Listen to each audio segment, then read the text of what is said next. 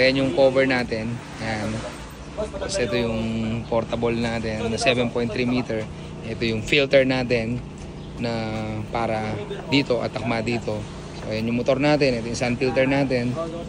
So ayan, nagpipill up tayo ng tubig ngayon. So ayan, kinalagay natin yung cover para i-testing, para makita nila kung paano siya ilagay. Ayan, tinuturo natin siya ngayon.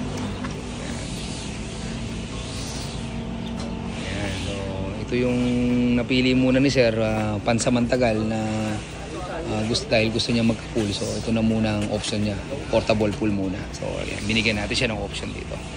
Ayan, complete with the accessories, rubber mats, mga panlinis, filter, motor, yan, kompleto lahat yan. Ayan. Ito yung motor natin na ginagamit dito sa 7.3 meter. Ito rin yung filter natin. So it's a sun filter. So ayan ang connection na ginagawa natin. Ayan.